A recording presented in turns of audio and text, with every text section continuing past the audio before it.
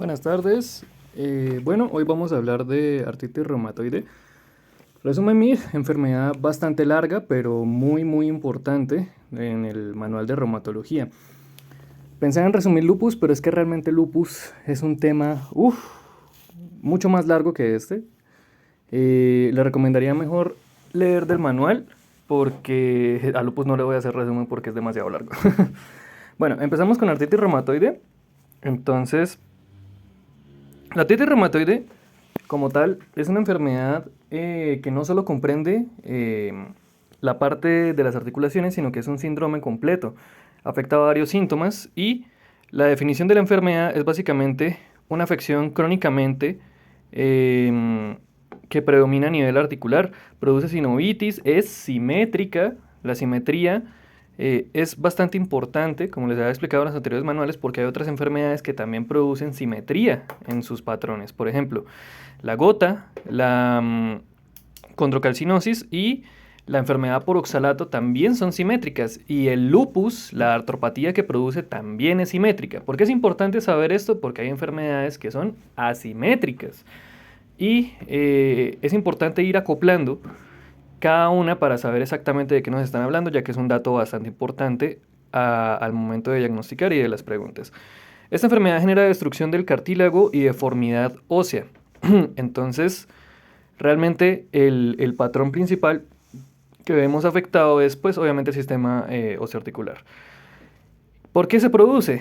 Dicen que está asociada a un gen, o bueno, a una reacción inmune que es el HLA-DR4. Tener en cuenta que, aunque es un poquito complicado aprender realmente los HLA-DR, hay que saberlos porque si los preguntan. Por ejemplo, en el LES, en el lupus, se afecta el 2 y el 3. Acá estamos hablando del 4.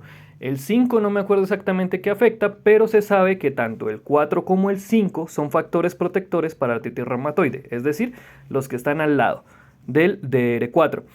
La respuesta inmune en la cual se afecta, pues básicamente se compone de células plasmáticas, activación de macrófagos y linfocitos T, tanto CD4 como CD8. Todo esto pues produce una liberación tanto de IL-1 como de IL-6, factor tumoral alfa, y INT gamma y factor inhibidor de macrófagos y de leucocitos.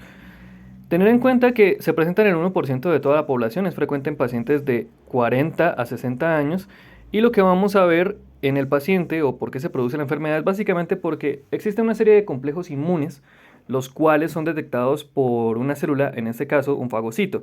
Ese fagocito lo que hace es consumir el complejo inmune y finalmente producir unas enzimas lisosímicas que aumentan la respuesta inflamatoria, lo cual nos va a llevar a inflamación y destrucción del cartílago, formando una cosa llamada panus. Ya vamos a ver exactamente qué es el panus, pero antes de eso vamos a ver cómo se produce la lesión vascular y la lesión ósea. En cuanto a la parte vascular, tenemos que el paciente presenta lesión a nivel de los microvasos, lo cual produce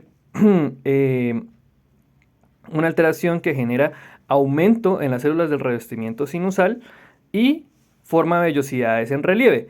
Esas vellosidades generan hipertrofia a nivel sinusal y afectan el tejido sinusal formando finalmente lo que es el panus, el cual se adhiere al cartílago recién formado.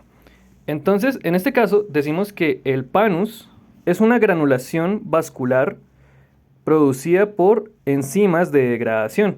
Es decir, tenemos una formación o neoformación de gránulos a nivel vascular. Es por esto que la enfermedad de artritis reumatoide se relaciona mucho con enfermedades vasculares y con enfermedades y incremento de mortalidad por enfermedad cardiovascular, porque no solo hablamos de sistema óseo, hablamos de sistema vascular.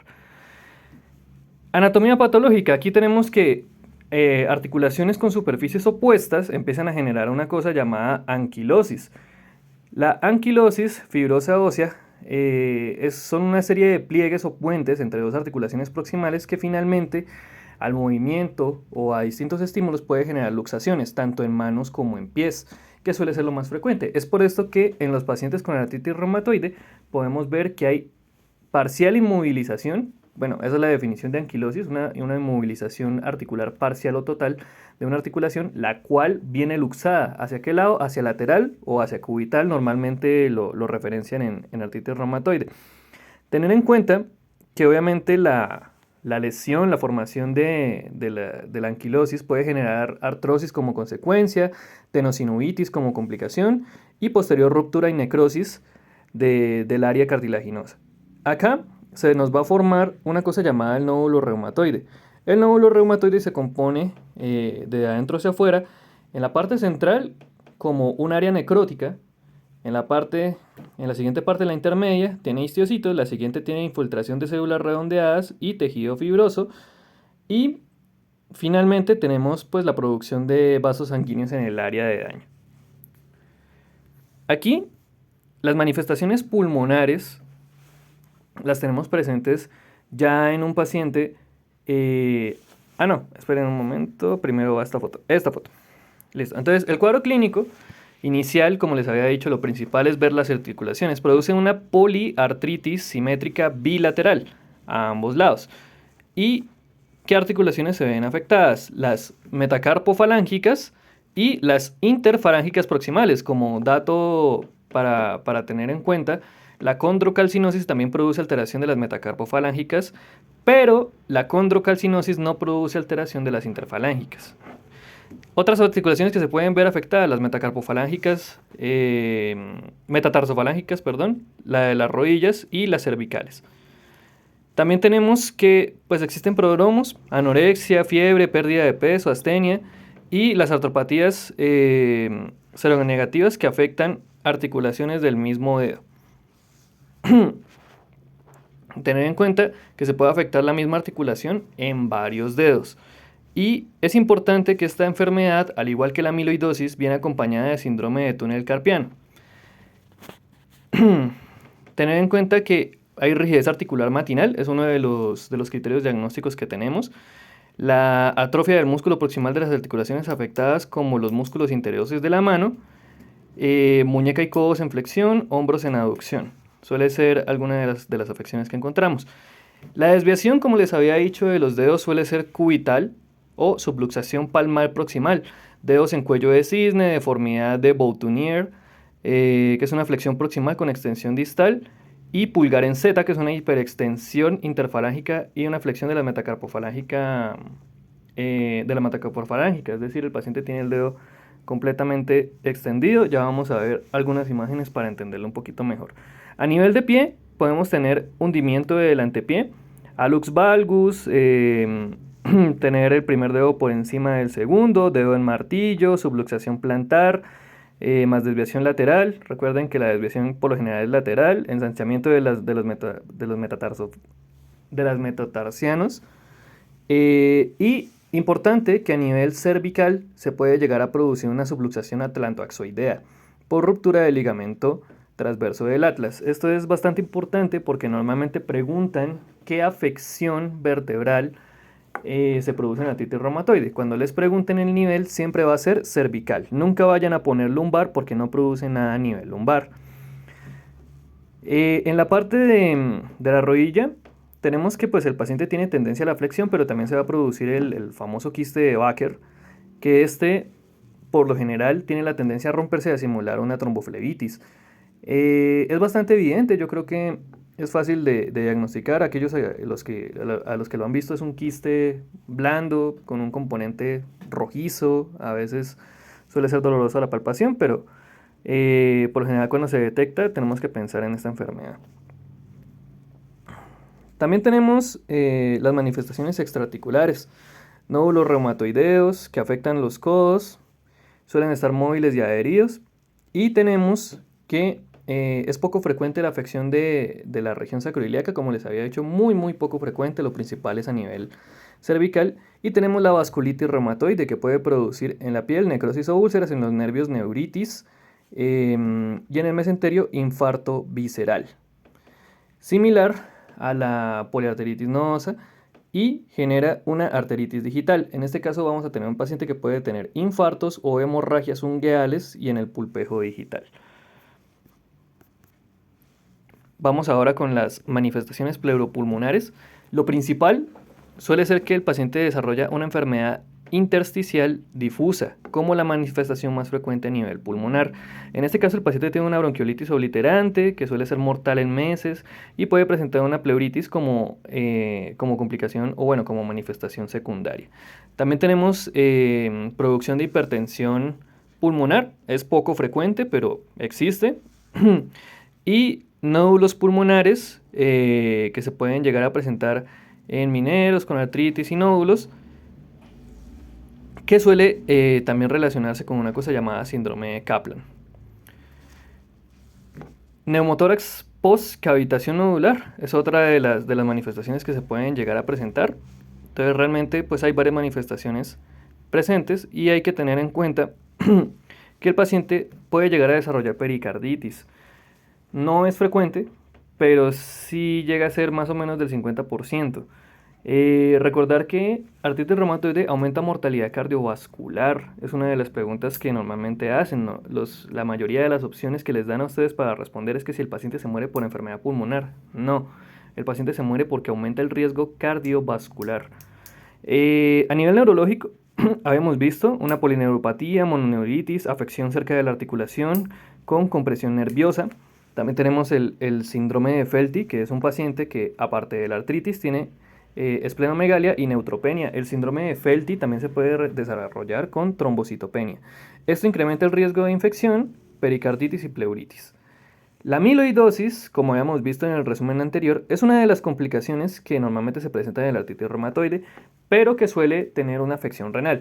Muchos de los casos que les van a poner en el MIR en las preguntas es que el paciente tiene la artritis reumatoide, pero empieza a desarrollar nefropatía, es decir, les dan datos como creatinina muy alta, proteinuria detectada, y ustedes cuando tienen esta sospecha, lo principal que tienen que pensar es en una amiloidosis como secundaria a la artritis reumatoidea, ya que normalmente la artritis reumatoidea de por sí sola no produce alteraciones renales. Entonces, tengan en cuenta esto, además de los signos de amiloidosis que habíamos visto antes, como la macroglosia, el síndrome de túnel carpiano, que también la tiene, y demás manifestaciones a nivel cutáneo. Paciente con proteinuria y aumento de tamaño renal, como les digo, síndrome nefrótico asociado. A nivel ocular, tenemos que el paciente no produce uveitis. En este caso, la mayoría de las enfermedades reumatológicas producen uveitis. En este caso, la artritis reumatoidea lo que les va a producir a ustedes es la queratoconjuntivitis seca, que también está presente en el síndrome de Sjögren, la epiescleritis y la escleritis, que suele ser grave cuando ya se diagnostica, y genera una cosa llamada escleromalacia perforante, que suele ser bastante grave. Los osteomusculares, a nivel óseo, se produce osteoporosis y atrofia muscular, que esto pues es bastante sencillo de entender. A nivel hematológico, pues anemia, una de las complicaciones más frecuentes, la amiloidosis, y tenemos el diagnóstico. Entonces, en cuanto a diagnóstico, lo principal es tener el factor reumatoideo como uno de los marcadores. Sin embargo, el factor reumatoideo puede incluso llegar a ser negativo, y de hecho hay personas completamente asintomáticas que pueden llegar a tener positivo. Entonces realmente es es un marcador que ayuda, pero que no es criterio diagnóstico per se para la enfermedad. ¿Qué es el factor reumatoideo? Es la fracción, es la porción FC de la célula de la IgG. Y también existe una variante que es de IgG, IgA e IgM. Se detecta IgM en los laboratorios, en la mayoría de laboratorios. Esto es más como información general, no creo que lo pregunten, es más como de datos de bacteriología. De todos modos, tener en cuenta que no deja de ser una inmunoglobulina y que puede llegar a afectarse por distintos factores adicionales, ¿no? Cuando el factor reumatoide es positivo, suele haber una afección más grave, es decir, sí nos sirve como marcador tanto para diagnosticar como para saber qué tan grave está la enfermedad. Y también tenemos el anti-CCP, es otro de los marcadores más importantes en esta enfermedad y también nos indica gravedad. El anti-CCP sí tiene una especificidad muy marcada, que es del 98%. Entonces, estos dos marcadores suelen ser los que más preguntan. Tener en cuenta que ambos se utilizan tanto para diagnóstico como para monitoreo. Pero el anti-CCP por lo general se relaciona mucho más a gravedad que el factor reumatoideo. Entonces, por si les llegan a preguntar cuál mandarían en caso de gravedad, mandan anti-CCP. Aumento de reactantes inflamatorios como BSG y PCR, pues como en prácticamente cualquier enfermedad inflamatoria. Y tenemos radiografía, que produce una hipertransparencia de extremos óseos. Una ecografía, la ecografía nos puede identificar el derrame articular y detecta tanto erosiones como sinovitis. Esta pregunta no está en el manual, es decir, a ustedes les dicen la ecografía, pueden llegar a utilizarla, pero realmente el manual no les dice. Y hay una pregunta en MIR que nos dice que qué se detecta en la ecografía con artritis reumatoide. Vamos a detectar tanto erosiones como sinovitis. ¿Listo?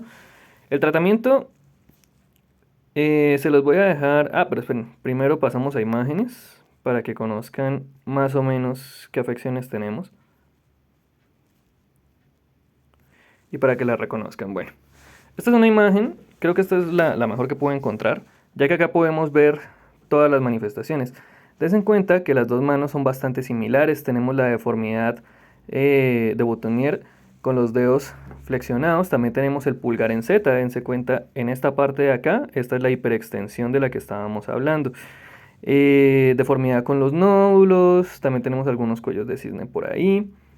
Esta pues se ve bastante sintomática, lo único que no tiene esta imagen es la desviación lateral, que suele ser bastante característica, pero creo que es de las mejores imágenes que hay para entender cuál es la manifestación poliarticular. Si se dan cuenta, es completamente simétrica. Realmente el pulgar en Z no se ve tanto en la imagen de este lado, pero es por la posición de la paciente. Lo más probable es que si le pedimos colocar la foto desde otra perspectiva, sea exactamente igual. Acá tenemos el pulgar de Boutonniere. La deformación en cuello de cisne, como se dan cuenta, no se afecta a la misma articulación, sino que acá estamos afectando la proximal y aquí la distal. Quiste de Baker, anatómicamente se ve así. Esto ya es con estudio imagenológico, ahí también pueden ver el quiste. Aquí también lo podemos ver, un apartado 3D, para que entiendan más o menos cómo se ve a nivel anatómico. Esto es lo que les decía, las hemorragias a nivel ungueal e infartos. Realmente no hay imágenes muy buenas de esto y la mayoría son de trauma, pero se puede ver así. Y esta es la afección vasculítica que se puede llegar a presentar. Obviamente les pongo una imagen a nivel general, pero realmente la vasculitis se puede producir en todo el cuerpo, miembros inferiores, cara anterior de las piernas, etcétera, etcétera. Acá tenemos la enfermedad pulmonar intersticial difusa en una radiografía. Y ya. Bueno, respecto a los criterios diagnósticos, pues realmente tenemos la clasificación de EULAR, que suele ser la que más se usa. Y dependiendo de los criterios, pues vamos a saber finalmente si el paciente cursa o no.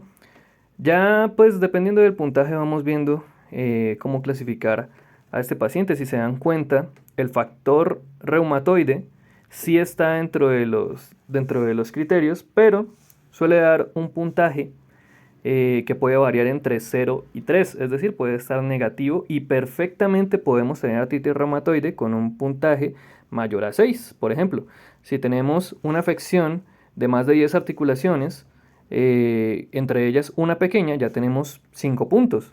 Y si la duración es mayor a 6 semanas, pues tenemos un punto adicional y ya tenemos el diagnóstico. Entonces, cuando les pregunten si es 100% necesario que el examen serológico sea positivo, no es 100% necesario. No es criterio diagnóstico como tal, simplemente es una manifestación más de la enfermedad. Y los reactantes de fase aguda que también se cuentan en este paciente. Tener en cuenta que tanto la BSG como la PCR son un punto, cualquiera de las dos, no las dos juntas, pero sí cualquiera de las dos, si están positivas o elevadas, ya automáticamente tenemos un punto para artritis reumatoide. La siguiente imagen es sobre el tratamiento, que es con este algoritmo. Realmente el tratamiento es muy largo. ¿Sí? Cuando ustedes revisen el manual, pues les van a explicar efectos adversos de medicamentos, mecanismos de acción, etcétera, etcétera, pero realmente para hacerlo con efectos prácticos, vamos a hablar simplemente del enfoque de manejo de medicamentos y ya. La artritis reumatoide normalmente es una enfermedad que empezamos a tratar directamente con metotrexate y obviamente con manejo general, AINES y corticoides, que suele ser la mayoría de los manejos de las enfermedades autoinmunes. Sin embargo, tener en cuenta que la aplicación semanal de metotrexate es el tratamiento inicial de momento. Puede llegar a ser efectivo como puede que no. Si es inefectivo, vamos a utilizar una serie de medicamentos llamados FAME, que los FAME incluyen varios grupos de medicamentos que suelen disminuir la actividad de la enfermedad. Entre estos está la cloroquina, hidroxicloroquina, tenemos la leflunomida, sulfasalacina y tenemos los HAC y NIP, que suelen ser medicamentos inmunosupresores, además de la terapia biológica. ¿Qué es lo que nos dice el manual? Que podemos empezar cualquiera, tanto terapia biológica como algún FAME clásico. ¿Cuáles son los que más se utilizan? La leflunomida y la sulfasalacina. ¿Por qué? Porque suelen tener menos efectos adversos y porque realmente la leflunomida, el único efecto adverso que tiene es las manifestaciones gastrointestinales. ¿Por qué la hidroxicloroquina y la cloroquina no se usan tanto? Porque producen retinopatía.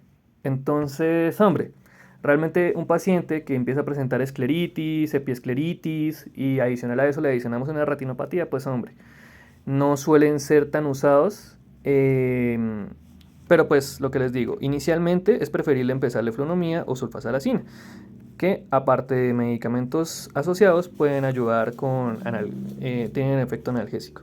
Si suele ser ineficaz, empezamos con terapia biológica.